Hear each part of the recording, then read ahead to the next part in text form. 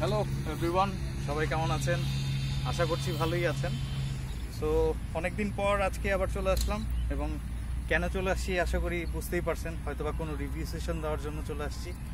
তো সাথেই থাকেন, দেখেন আজকের ব্লগটা আসলে কি নিয়ে করা হচ্ছে।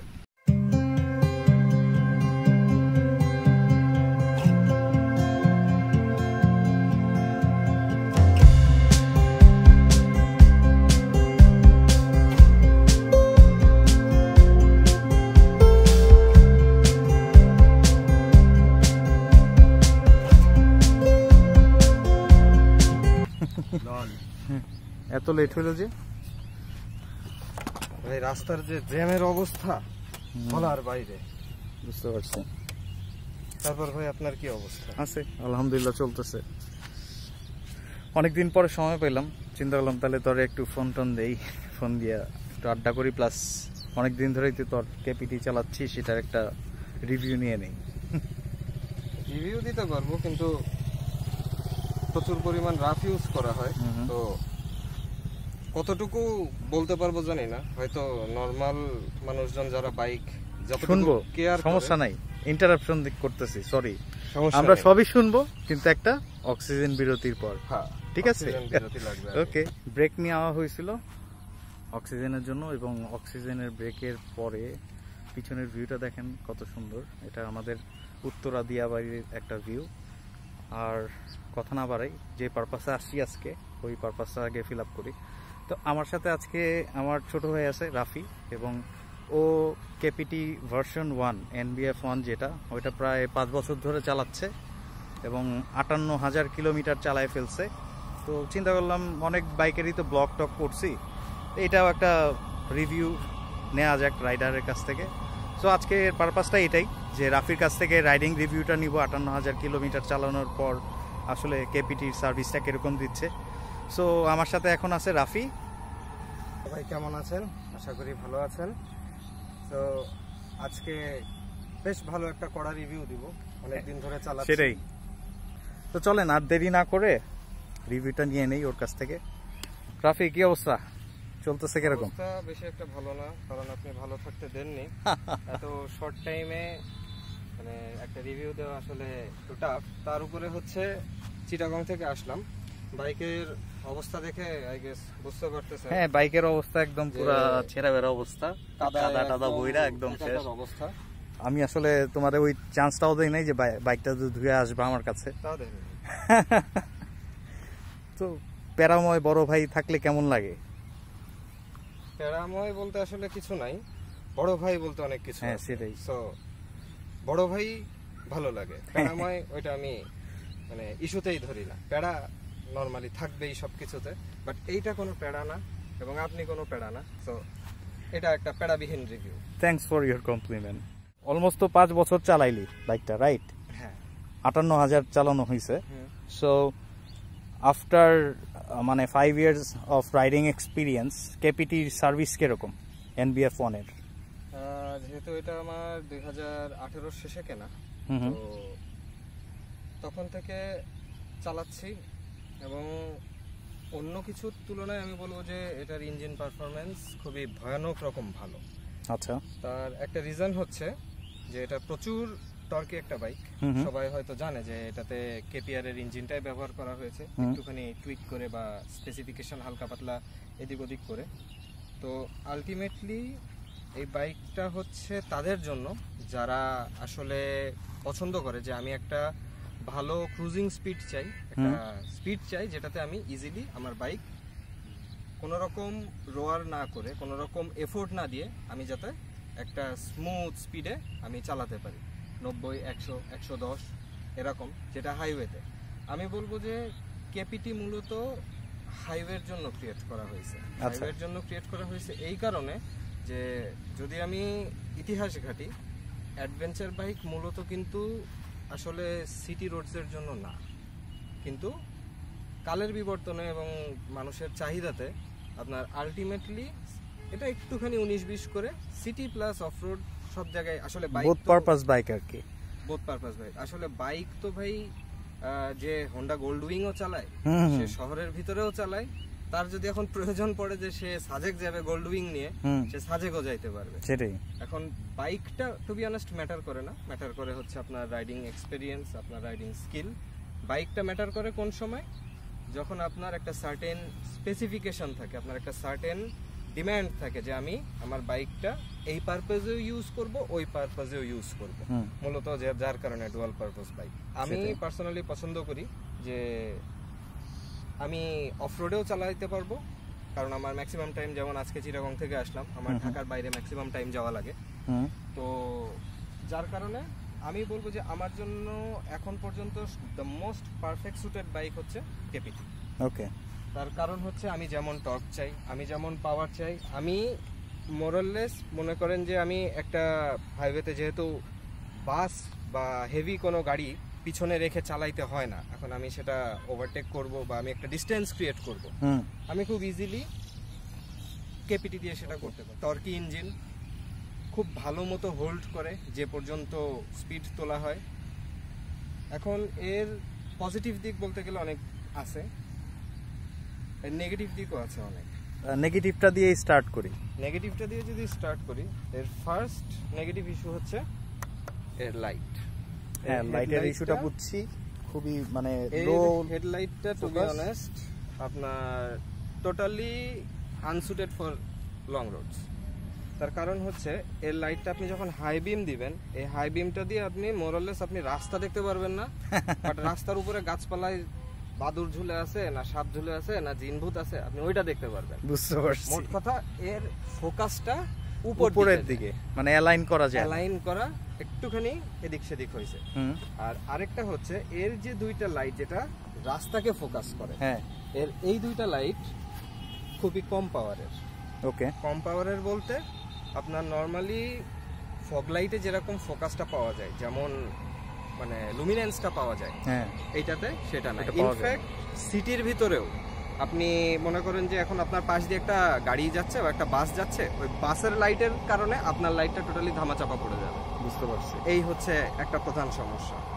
আর সেকেন্ড সমস্যা যদি বলি, সেকেন্ড সমস্যা হচ্ছে এটার সাসপেনশন খুবই হার্ড ছিল, রিয়ার সাসপেনশন। এটা আমিও মানে ফেস করি। তো অনেকে বলছিল যে রিয়ার সাসপেনশনটা ইউজ করতে করতে আলটিমেটলি সফট হয়ে যাবে, বাট আনফরচুনেটলি সেটা সফট হয়নি। তো পরে আমি যেটা করছি, হর্নেটের সাসপেনশন লাগানো, হর্নেটেরটা দিয়ে আমি প্রায় 4 বছর চালাচ্ছি। আচ্ছা, এখন পর্যন্ত আমি বলবো যে পারফেক্ট সুটেড একটা সাসপেনশন হচ্ছে হর্নেটের সাসপেনশনটা।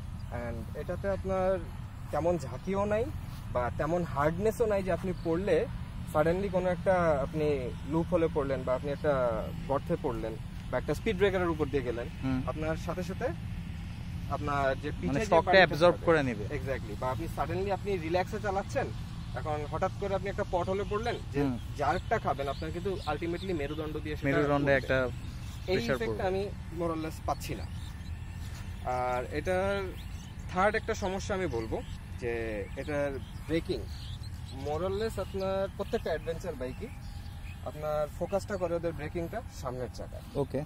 তো এইটারও মোরাললেস আপনার সামনের চাকায় ব্রেকিংটা খুবই ভালো, বাট পিছনের চাকার ব্রেকিংটা একটু 19-20 একটু দুর্বল লাগছে। আচ্ছা। তো যার কারণে আমি যেটা করি, আমি একসাথে 3টা ব্রেক ইউজ করি। 3টা ব্রেক বলতে আমি সামনেরটা ইউজ করি, রিয়ারটা ইউজ করি, প্লাস ইঞ্জিন ব্রেক ইউজ করি।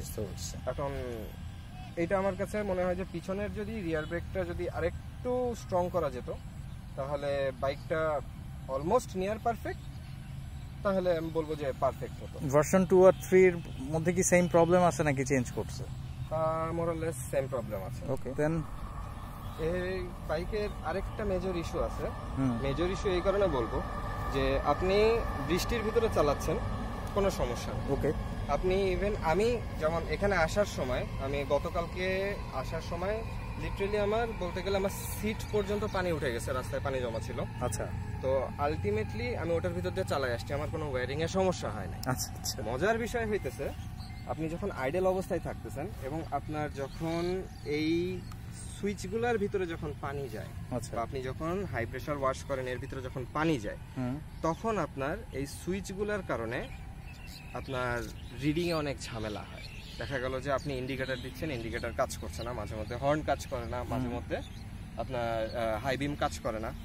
তো আলটিমেটলি এটা একটা ডাউনসাইড আমি বলবো যে এটার ওয়্যারিংটা একটু দুর্বল, বাট এমন হয়নি যে আমি কখনো মানে ওয়্যারিং চেঞ্জ করছি বা আমার ওয়্যারিং কোথাও গলে গিয়েছে। ওয়্যারিং এর কোয়ালিটি ঠিক আছে, কিন্তু কোনো না কোনো জায়গায় একটা মিসহ্যাপ আছে, যার কারণে আপনার বাইকের ওয়্যারিং এ সামনের দিকে মানে কানেক্টিভিটি একটা ইস্যু থাকে। ওকে। আর হচ্ছে মোরাললেস আপনি যদি পুরো বাইক ডুবাইয়েও যদি চালান, আপনার মোরাললেস কোনো সমস্যা হবে না, আনলেস আপনার ইন্টারনালি কোনো সময় কাটাছেড়া করা থাকে। যেহেতু অ্যাডভেঞ্চার বাইক, এক্স্যাক্টলি এটাই হচ্ছে মেইন মজাটা, যে কারণে আসলে আপনার মানে অ্যাডভেঞ্চার বাইক হওয়ার সুবাদে এটার 90% ইস্যুই কিন্তু সলভ জাস্ট অ্যাডভেঞ্চার বাইক হওয়ার ইস্যুতে। বুঝতে পারছি। তার কারণ হচ্ছে অ্যাডভেঞ্চার বাইক কিন্তু সচরাচর কেউ শহরে চালায় না, চালায় হচ্ছে টোটালি শহরের বাইরে। আপনার সাপোজ পাহাড়ে যাইতে মন চাইলো, আপনি পাহাড়ে গেলেন, আপনার মন চাইলো আপনি লম্বা কোনো হাইওয়েতে যাবেন, ফ্রিওয়েতে যাবেন, গেলেন। কিন্তু কথা হচ্ছে ওইখানে অ্যাডভেঞ্চার বাইক যদি আলটিমেটলি আপনার একটা long distance away from every garage, away from every service centre যদি সার্ভাইভ না করতে পারে, সেটাকে আর যাই হোক অ্যাডভেঞ্চার বাইক বলা যায়। রাইট। অ্যাডভেঞ্চার বাইক ওইভাবেই টু বি অনেস্ট তৈরি করা হয় যে আপনার একটা পার্ট নষ্ট হইলেও আপনি আরেকটা পার্ট দিয়ে চালিয়ে আপনি একটা সার্ভিস সেন্টারে যেতে পারবেন। মোট কথা বাইক আপনার সাথে বেইমানি করবে না আনলেস কোনো মেজর ইস্যু হয়। সেটাই। আচ্ছা, এবার আমার কয়েকটা প্রশ্ন আছে, যেমন কেপিটির টপ এই পর্যন্ত কত উঠাইছিস, মানে এটা টপ কত? টপের কথা যদি বলা হয়, টপটা টু বি অনেস্ট ডিপেন্ড করে, অনেক সময় ডিপেন্ড করে আপনার এয়ার ফিল্টার কতটুকু ক্লিন আছে, আপনার যে পাম্প থেকে তেল নিছেন সেইখান থেকে আপনি কতটুকু ভালো তেল পেয়েছেন, বিকজ ম্যাক্সিমাম পাম্পে আপনার তেলের ভিতরে ময়লা বালি সবকিছুই থাকে, পানি তো নরমালিই থাকে। বাট আলটিমেটলি যদি আমি ধরি, আমি টপ এটার 125-26 নরমালি পেয়েছি। আচ্ছা। আর আমি যদি ক্রুজিং স্পিড ধরি, আমার ক্রুজিং স্পিড থাকে নরমালি আপনার 110-115 হাইওয়েতে কোনো এফোর্ট ছাড়া। আর 126 পর্যন্ত আমি পেয়েছি নরমালি বলতে আমি হাই রেভ করে 8500 আরপিএম এ বা অ্যারাউন্ড 9000 এ আমি 126 পর্যন্ত পেয়েছি। স্টিল আরো 1000 গ্যাপ ছিল আরপিএম। আমি খুব সম্ভবত যতটুকু বুঝি যে 130 এর মতো যাবে। আচ্ছা। বাট আমার পার্সোনালি তোলা 126। আচ্ছা, এবার প্রশ্ন হচ্ছে যে যখন টপ তোলা হয় তখন এটার গ্রিপটা কিরকম বা ব্যালেন্সটা কিরকম থাকে? এইখানে একটা ইস্যু আছে, সেটা হচ্ছে যখন আমি হাই স্পিডে চালাই, এটার এই উইন্ডশিল্ডটা এমন ভাবে ডিজাইন করা, আমি যদি সাপোজ আমি বসলাম, এখন যখন বাতাসটা বাড়ি খায় সামনে, বাতাসটা বাড়ি খেয়ে আমি এইখানে আমার মাথা, আমার হেলমেট, আলটিমেটলি বাতাসটা এসে আমার মুখে লাগে, যার কারণে আমার হেলমেটের একটা ইমব্যালেন্স ক্রিয়েট হয়। কেন ক্রিয়েট হয়? এই ফোর্সে, বাতাসের ফোর্সে আমার মাথাটা একটুখানি পিছিয়ে যায়। সো এই উইন্ডশিল্ডের জন্য আরেকটা যেটা করা যায়, এর উপরে এখন এক্সট্রা আরেকটা উইন্ডশিল্ড অ্যাড করা যায়। সো আলটিমেটলি ওইটা লাগিয়ে নিলে অনেকটা সলিউশন হয়ে যায়। আমি যেহেতু অনেক আগের থেকে চালাই, আমার ইউজ টু হয়ে গেছি, যার কারণে আমার তেমন একটা সমস্যা হয় না। আর উইন্ডশিল্ড যদি আমি আরেকটা লাগাইও, আমার পার্সোনালি মনে হয় যে আমি সামনে যেটুকু ভিজিবিলিটি পাচ্ছি আমি সেটুকু মানে পেতাম না, কারণ এটার কারণে আমি অলরেডি একটু ভিজিবিলিটি সামনে লস করছি।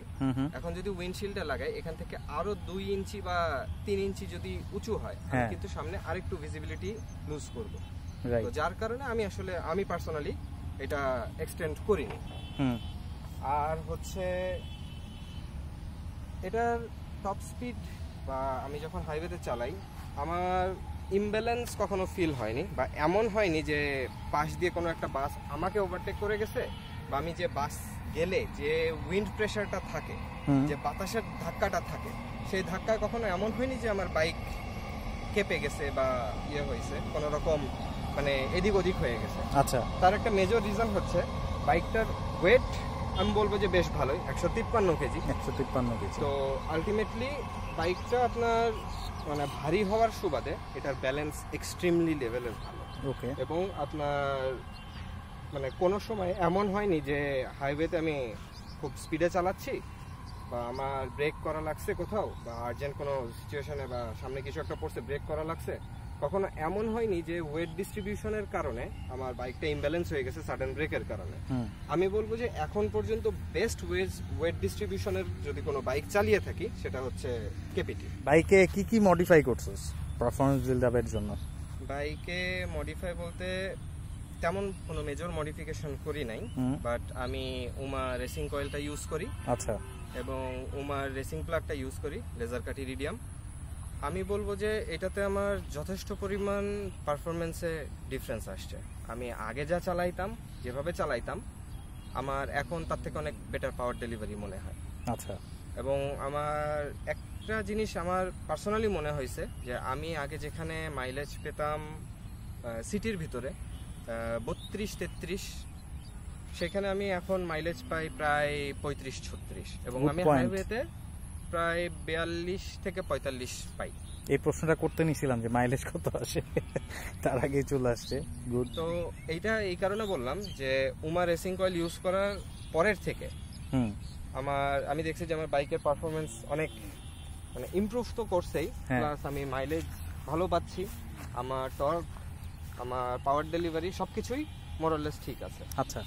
আর আরেকটা মডিফিকেশন যেটা আমি করছি সেটা হচ্ছে আমি লিভার গার্ড লাগিয়ে নিয়েছি। ওকে। এখন লিভার গার্ড এটা প্রাইস কত পড়ছে? এটা আমার দারাজ থেকে কেনা ছিল, বিকজ লিভার গার্ড আমি এটা যখন লাগাই ওই সময় আপনার তেমন একটা অ্যাভেলেবেল ছিল না, তো দারাজ থেকে নিয়েছি। আমার পাক্কা 30 দিনের উপরে লাগছে এটা ডেলিভারি পেতে, গ্লোবাল প্রোডাক্ট, চায়না থেকে এনে দেয় বা কোথা থেকে এনে দেয়। তো আলটিমেটলি এই সিঙ্গেল একটা এক্সটার্নাল মডিফিকেশন যদি বলি কোনোটা করে থাকছি, সেটা হচ্ছে আমার এই লিভার গার্ডটা। আচ্ছা। আর লিভার গার্ডটা লাগানোর একটা মেইন ইস্যু হচ্ছে যে যখন আমি পাহাড় বা আমি যখন সাজেক যাই বা আমি যখন কোনো জঙ্গলের ভিতর দিয়ে যাই মোরলেস, তখন যাতে গাছের ডালপালাগুলো হাতে না লাগে। আর আরেকটা হচ্ছে শহরে যখন চালাই কোনো রিক্সা পাশ কাটায় যাওয়ার সময় আমার হাতে যেন না লাগে। বুঝতে পারছি না, এটা ভালো একটা জিনিস হ্যান্ডেল গার্ড। আর আরেকটা ছোট্ট মডিফিকেশন হচ্ছে সেটা হচ্ছে আমার এই ক্যারিয়ারটা। হ্যাঁ, ক্যারিয়ারটা চোখে পড়লো। ক্যারিয়ারটা যদিও জং ধরে গেছে, বিকজ অনেকদিন ধরে ইউজ করতেছি। আর ক্যারিয়ার যখন আমি এটা বানানো হয়েছে, মানে আমি পার্সোনালি বানিয়েছিলাম লোহার দোকান থেকে, তো ওই সময় আসলে বাংলাদেশে তেমন একটা ক্যারিয়ার ছিল না।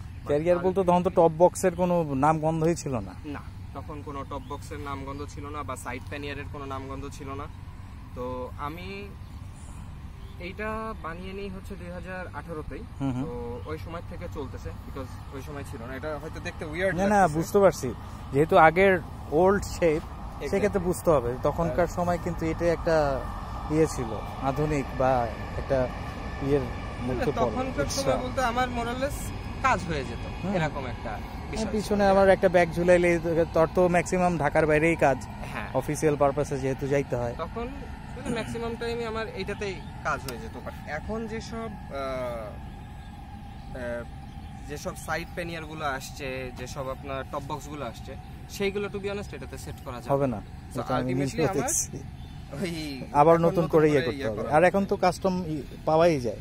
হ্যাঁ, কাস্টম পাওয়া যায়, যেমন মোটো মেকানিক্স আছে, মোটো মেকানিক্সের আছে। তারা দেখলাম যে তাদের খুবই ভালো রিভিউ, তাদের র্যাক গুলো খুবই টেকসই এবং যথেষ্ট পজিটিভ রিভিউ। আমিও সামনে ওখান থেকেই লাগাবো।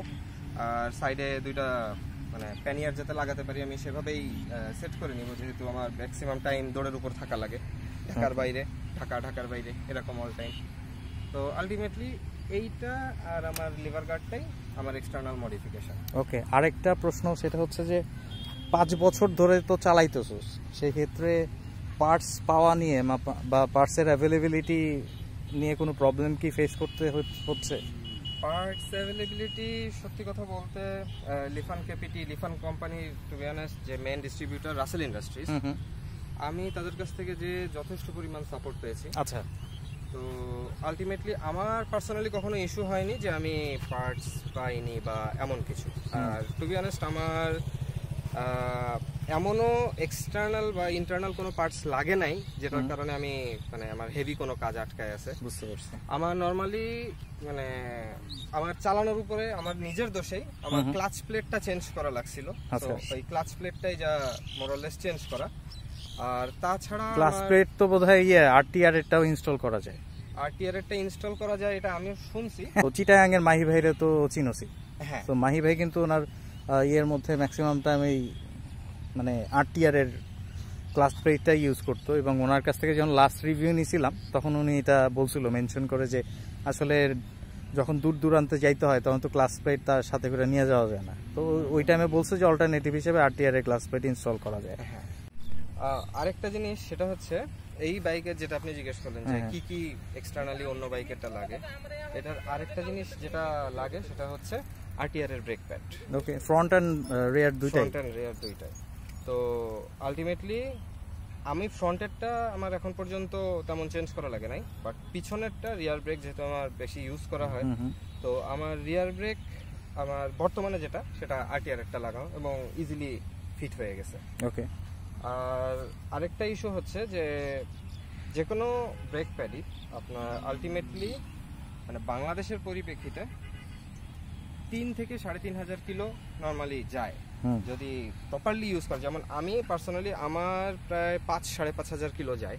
আচ্ছা, 6,000 কিলো যায়। তারপরে আমি যখন দেখি যে আমার ব্রেকের গ্রিপটা একটু দুর্বল, প্লাস হচ্ছে যখন যদি বুঝি যে আমার মানে কোনো সাউন্ড করছে, মানে আমার ব্রেকের যে লোহার যে মানে পাতটা সেটা কোনো রকম আমার ডিস্কের সাথে ঠেকতেছে, আমার ব্যাগে অল টাইম ব্রেক প্যাড থাকে এক সেট এক্সট্রা, আমি সাথে সাথে যে কোনো গ্যারেজ থেকে তখন আগে চেঞ্জ করে নিই। আচ্ছা। আর আরেকটা ইস্যু হচ্ছে ব্রেক যখনই আপনার মানে ব্রেক প্যাড চেঞ্জ করলেন, আলটিমেটলি আপনার যে ব্রেক ফ্লুইডটা এটা কিন্তু প্রপারলি কোথাও থেকে ব্লিড করে দিতে পারে না, যার কারণে আপনার যেহেতু এটা হাইড্রোলিক ব্রেক, এই তেলটা যে লিকুইডটা যে ফ্লুইডটা থাকে ভিতরে, এই ফ্লুইডটা যদি প্রপারলি ব্লিড না করতে পারে তাহলে ব্রেকিং এর সমস্যা। এটা আমিও ফেস করছি। কিন্তু ব্রেকটা মাঝে মধ্যে এমন হয় যে আপনি চাপছেন একটু ছেড়ে ছেড়ে হয়, এটা আমি নিজেও এবং ফেস করছি। ব্রেকের লিভারটা অনেক মানে শক্ত হয়ে যায়।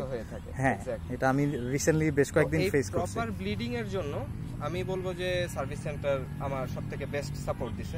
আমি বাইরের থেকেও করেছি, বাইরের থেকে করার পরে মানে লোকাল গ্যারেজ থেকে করছি, সেখানে কিন্তু আমি এই প্রবলেমটা ফেস করছি যে আমার আলটিমেটলি আমার ব্রেক ঠিক মতো ধরে নাই, আমার ব্রেক ফ্লুইডটা চেঞ্জ করে আবার সেটাকে আপনার ভিতরের এয়ার পকেটস গুলো বের করে দেন আবার ঠিক করা লাগে। আমি এইটা হলে যেটা করি পার্সোনালি, যেটা হচ্ছে যে ওইটার যে মাস্টার সিলিন্ডারের অয়েলটা, এয়ারটা ছেড়ে দেই, ছেড়ে দেওয়ার পর একটা ফুল প্রেসার দিয়ে লিভারটা ধরি, দেন আবার নাটটা টাইট করে দেয়। আর আমারটা তো আমি নিজেই করি, এটা তো ভালো করেই জানোস, বাইরে কোথাও যাই না।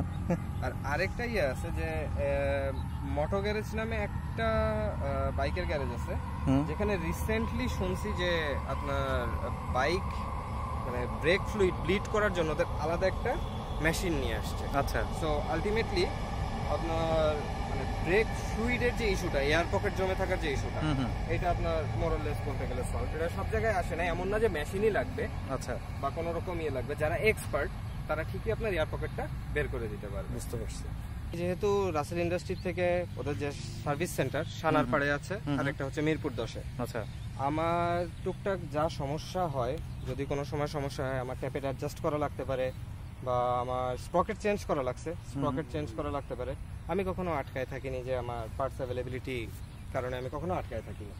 তো আমার মোরালেস এখন পর্যন্ত সবকিছু রাসেল ইন্ডাস্ট্রিকেই না। আর এখন পর্যন্ত আমি যতটুকু এক্সপেরিয়েন্স করছি পার্টস অ্যাভেলেবিলিটি ভালো। আচ্ছা। তো ফাইনালি আমার লাস্ট একটা প্রশ্ন, যারা অ্যাডভেঞ্চার বাইক কিনতে যাচ্ছে বা অ্যাডভেঞ্চার বাইকের প্ল্যানিং করে রাখছে, সো তাদের জন্য তোমার সাজেশনটা কি হবে? মেজর সাজেশন হবে, অ্যাডভেঞ্চার বাইকগুলোর একটা মেজর ইস্যু হচ্ছে এটা টর্কি ইঞ্জিন। তো টর্কি ইঞ্জিন হওয়ার কারণে আপনার অনেকে ইউজ টু না কন্ট্রোলটার সাথে, বুঝতে পারছি। তো আস্তে ধীরে এটা ইউজ টু হয়ে যাবে। আর কেউ যদি মাইলেজ খোঁজে যে একটা অ্যাডভেঞ্চার বাইকে, সেটা নিয়ার ইম্পসিবল, এটা কোনোভাবে সম্ভব, এটা কখনোই পসিবল না। অ্যাডভেঞ্চার বাইকের জন্য নিজেকে একটু শৌখিন মন মানসিকতা থাকতে হবে।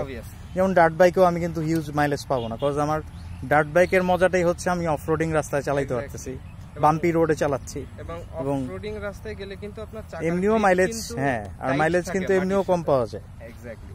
আর অফরোডে কিন্তু আপনার মানে চাকার গ্রিপ কিন্তু মাটির সাথে খুব টাইট থাকে, এবং ওই গ্রিপটার থেকে বের হওয়ার জন্য যে পাওয়ারটা লাগে, সেই পাওয়ারের জন্য আলটিমেটলি আপনার তেলই লাগতেছে। জাস্ট ইন এডিশন যেটা বলতে চাই যে যারা মানে কমফোর্ট চায়, অ্যাডভেঞ্চার বাইকটা আমি বলবো যে পারফেক্ট। এক্স্যাক্টলি, একদমই পারফেক্ট। এই কারণে বলবো যে এটা সিটিং পজিশন আপরাইট ফার্স্টলি, আমার কখনো ব্যাক পেইন হয় না। আমি পার্সোনালি যে বাইকগুলো মানে একটু ঝুঁকে চালাইতে হয়, আমি যেহেতু অনেক দূরে দূরে যাই, আমার ওই এক্সপিরিয়েন্সটা নাই, আমার ওই অভ্যাসটা নাই যে আমি একটু ঝুঁকে যে চালাবো, এই অভ্যাসটা টু বি অনেস্ট আমার নাই। আমি এর আগে ক্রুজার বাইক চালাইছি, আপনারটাই চালাইছি, ইয়ামাহা এন্টাইসার। তো আমার যেহেতু ওই অভ্যাসটা রয়ে গেছে যে আপরাইট একটা সিটিং পজিশন, তো যার কারণে আমার পার্সোনালি মনে হয় যে আমার জন্য বেস্ট সুটের হচ্ছে কেপিটি, যেহেতু এটা আপনার অলরেডি আপরাইট একটা সিটিং পজিশন প্লাস হ্যান্ডেল বারটাও আপনার একটু উঁচু, যার কারণে আমার তেমন একটা আমার টোটালি ঝুঁকে চালানো লাগে না মোরলেস। বুঝতে পারছি। আর হচ্ছে যারা মনে করেন যে লং ট্যুরে যাবে বা আপনার অনেক দূরের রাস্তায় যারা যায়, তাদের জন্য আমি বলবো যে কেপিটি 100% পারফেক্ট এই রিজনে যে এটা আপনি চালিয়ে ফার্স্টলি মজা পাবেন। টুকটাক সমস্যা প্রত্যেকটা বাইকেই থাকে মোরালেস, আপনি R15-এও কোনো না কোনো সমস্যা পাবেন, আপনি CBR-এও পাবেন, MT-15-এও পাবেন, আলটিমেটলি এই বাইকেও আছে। এখন কথা হচ্ছে এই সমস্যাগুলো আপনি কিভাবে কোপ করে নেবেন বা আপনি সমস্যাগুলোর সলিউশন আপনি কিভাবে বের করবেন, সেটা টোটালি আসলে ডিপেন্ড করে রাইডারের উপরে। বাট আলটিমেটলি আমি বলবো যে অ্যাডভেঞ্চার বাইক হইতেছে দ্য ফিউচার। আপনার যদি মানে ইভেন জরিপও দেখি, আমি লাস্ট কয়েকদিন আগে আমি একটা প্রতিবেদন পড়তেছিলাম যে বর্তমানে one of the most rising segment of bike হচ্ছে অ্যাডভেঞ্চার বাইক। মানুষজন ডুয়াল পারপোজ বাইক খুবই মানে কিনতেছে, তাদের ডিমান্ডও বেশি। সেটাই। আর যেহেতু অলরেডি বাংলাদেশে 350 সিসির একটা পারমিট দিয়ে দিছে, সো আলটিমেটলি আপনার কিন্তু বেশ কিছু অ্যাডভেঞ্চার বাইক কিন্তু অলরেডি মানে ফেসবুকে ঘোরাঘুরি করতেছে যে কি আসতে পারে। তো আলটিমেটলি এটা তো অলরেডি অনেকদিন চালাচ্ছি, তো ভবিষ্যতে যদি কোনো বেটার অপশন পাই, এটার থেকেও বেটার অপশন পাই, BMW 350 বের করে তাহলে তো BMW এর একটা আছে, BMW GS 310 একটা আছে, 310 একটা আছে, তো দেখছিলাম। আলটিমেটলি যত যাই হোক, আমার পার্সোনাল মতামত যেটা, আমি এই বাইকটা কখনো সেল করব না। তার একটা মেজর রিজন হচ্ছে এই বাইক আমার যেখানে যেখানে নিয়ে গেছে, এখানে ইভেন পায়ে হেঁটে ওই রাস্তা পার হওয়া কষ্ট পাচ্ছি। বুঝতে পারছি, মানে একটা বাইকের প্রতি সফট কর্নার গ্রো করে ফেলছে, একটা সফট কর্নার আছে। যেমন আমারটার ক্ষেত্রে আমার 18 বছর একটা সফট কর্নার। হ্যাঁ, আর আমি কিন্তু টু বি অনেস্ট আমি বাইকের এক্সটার্নাল আমার রং উঠে গেছে অনেক জায়গায়। আমি একবার বাইক ফেলাই দিছি, আমার ক্র্যাশ গার্ড হালকা ব্যাকা, বাট আলটিমেটলি আমি যে জিনিসটা সবসময় কেয়ার নিই সেটা হচ্ছে আমার ইঞ্জিন। আমার বাইকের এক্সটার্নাল লুক ভালো লাগে, বাট আমি পার্সোনালি আমি ওইরকম আসলে সময় বের করতে পারি না যে এটা আমি রং করব। আমি রং কিনে নিয়ে বসে আছি অনেকদিন ধরে, বাট আমি রং করার টাইম পাচ্ছি না। সো আলটিমেটলি আমার ইঞ্জিনটা আমি সবসময় চেকে রাখি যে আমার কোনো ইস্যু হচ্ছে কিনা, বা আমার ইঞ্জিন অয়েল ঠিকঠাক আমি চেঞ্জ করছি কিনা, দেন আমার রেডিয়েটারের যে কুলেন্ট আমি সেটা ঠিক মতো চেঞ্জ করছি কিনা। এই কিছু জিনিস মেনটেন করলেই আপনার মোরাললেস সব বাইকেই যে জিনিস মেনটেন করা লাগে এটাতেও আমি সেই সেম জিনিস মেনটেন করি, বাট একটু কমভাবে বলতে আমার যেমন এক্সটার্নালি আমি কোনো মানে মাথা ঘামাই না। এক্সটার্নালি আমার বাইক রাফ অ্যান্ড টাফ ইউজের জন্যই অ্যাডভেঞ্চার বাইক আমি কিন্তু সেভাবে ইউজ করি। ইনফ্যাক্ট আমার রাইডিং স্টাইলও অনেকের সাথে হয়তো মিলবে না, কারণ আমি দেখা যায় যে ভাঙা জায়গায় দিয়ে যখন যাই অনেকে বাইক স্লো করে, বাট আমি ভাঙা জায়গায় আমি আমার ফুটপেকের উপরে দাঁড়াই, আমি ভাঙা জায়গার উপর দিয়ে চলে যাই। তো আলটিমেটলি আপনার মানে আমার তেমন একটা এক্সটার্নাল কেয়ার নেওয়া হয় না, বাট আমার ইন্টারনাল কেয়ার 100তে 100। ওকে,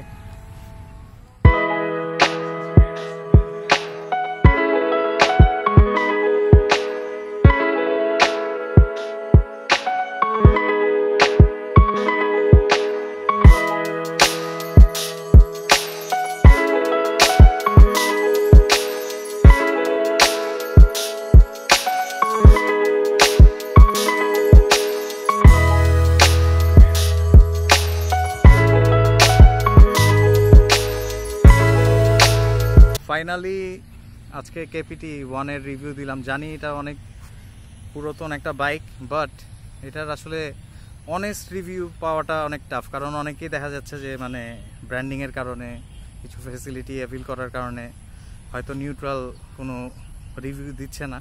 জাস্ট ভাই আমি চিন্তা করলাম যে বরাবর আমি তো সবসময় এটাই করি যে আসলে একটা অনেস্ট রাইডিং রিভিউ নেওয়ার চেষ্টা করি। সো আজকে রাফির কাছ থেকে নিউট্রাল রিভিউটা পাইছি। আই হোপ যারা মানে লো বাজেটের কারণে অ্যাডভেঞ্চার বাইকের দিকে মুভ করতে পারতেছেন না এবং KPT ভার্সন 2 এবং 3 অ্যাফোর্ড করতে পারেন না তারা চাইলে কেপিটি 1ও ইউজ করতে পারেন, যার জন্য আর কি মেনলি আমার রিভিউটা নেওয়া আজকে। আর থ্যাঙ্কস টু রাফি যে এত সুন্দর করে আমাকে মানে আমাদের সবাইকেই এত সুন্দর একটা রিভিউ দিছে। সো রাফি, বিদায়কালে তোমার কিছু বলার আছে? বিদায়কালে বলার অনেক কিছুই আছে। সেটা হচ্ছে যে হাই রোডে চালানোর সময় সবসময় সেফটি গিয়ার ইউজ করবেন। ওকে, এমন স্পিডে চালাবেন যে স্পিডে আপনি কনফিডেন্ট। এক্স্যাক্টলি। এবং চেষ্টা করবেন যে বাইক যতই পাওয়ারফুল হোক না কেন, রাস্তার নিয়ম কানুন, স্কুল কলেজের সামনে বা হসপিটালের সামনে বা বাজারে একটু স্লো চালানোর, এবং সামনে যখন দেখবেন যে ফাঁকা তখন আপনি স্পিড তুলবেন। বাট মোরাললেস সবাই আর যাই হোক সেফ চালাবেন। কোনো সময় এমনভাবে চালাবেন না যেটার কারণে আপনার জন্যও বিপদ হয় এবং অন্য কারোর জন্য একটা বিপদ হয়ে থাকে। বিকজ আলটিমেটলি সবাই কিন্তু দিন শেষে ফ্যামিলির কাছে ফিরতে চায়। এক্স্যাক্টলি। এবং ওর সাথে আরেকটু অ্যাড করি, সেটা হচ্ছে যে আপনি যদি এরকম কিছু করেন যেটা হচ্ছে নর্মালি দেখেন আমাদের দেশে কিন্তু এমনিও বাইকারদেরকে সবাই একটু কম পছন্দ করে, নেগেটিভ চোখেই দেখে। সো আপনি যখন বাইক রাইড করবেন অবভিয়াসলি ট্রাই করবেন এইভাবেই বাইকটা রাইড করার জন্য, যাতে আপনার কারণে আপনার নিজেরও কোনো মানে ব্যাড রেপুটেশন না হয়, প্লাস আদার্স বাইকারদেরও যেন ব্যাড রেপুটেশন না হয়। এটার কথা মাথায় রেখে আই হোপ যদি আপনারা বা আমরা সব বাইকাররা যদি বাইক রাইড করি, আই হোপ আস্তে আস্তে আমাদের দেশ থেকে বাইকারদের প্রতি যে নেগেটিভ ইম্প্যাক্টগুলো আছে বা নেগেটিভ ধারণাগুলো আছে, তাহলে ইনশাল্লাহ আশা করি খুব শীঘ্রই আমরা ওই সিচুয়েশনটা ওভারকাম করে নিতে পারবো। সানলাইট আর পাচ্ছি না, সো আজকের ব্লগটা এখানেই শেষ করব। আর নতুন ব্লগ নিয়ে খুব শীঘ্রই আপনাদের মাঝে চলে আসার ট্রাই করব। পরবর্তীতে নতুন কোনো ব্লগ যেটা আপনাদের জন্য হেল্পফুল হয় ওটা আপনাদেরকে অবশ্যই প্রেজেন্ট করতে পারি। আর যারা অলরেডি সাবস্ক্রাইব করে ফেলেছেন আমার চ্যানেলটা, তাদেরকে অনেক অনেক ভালোবাসা এবং থ্যাংক ইউ সো মাচ আমার পাশে এতদিন ধরে থাকার কারণে। আপনারা ছিলেন বলেই আমি হয়তো ইন্সপিরেশন পেয়েছি সামনে আগানোর জন্য, এবং ইন্সপিরেশন পাওয়ার কারণেই আমি হয়তো ব্লগটা কন্টিনিউ করতেছি। আপনারা হয়তো জানেন যে মাঝে আমার উপর দিয়ে অনেক বড় একটা ট্র্যাজেডি গেছে, যে লাস্ট ইয়ার আমি আমার বাবাকে হারাইছি, এবং আব্বা যখন অসুস্থ ছিল তখনই আমি ব্লগ করা অনেকটা কমায় দিছিলাম, কারণ আব্বা প্রায় 20 দিনের মতো হসপিটালাইজ ছিল। এবং আফটার দ্যাট আব্বা যখন চলে আসে বাসায়, নিয়ে আসার ঠিক 11 দিন পরেই আমাদেরকে ছেড়ে চলে যায়। সো আমার আব্বার জন্য অবশ্যই সবাই দোয়া করবেন। আর এই কারণেই মাঝখানে আমার ব্লগিং করার গ্যাপ ছিল। সো এখন থেকে আবার চেষ্টা করব কন্টিনিউ ব্লগ করার জন্য। সো পাশেই থাকবেন, আমাকে সাপোর্ট করবেন, ভালো থাকবেন সবাই।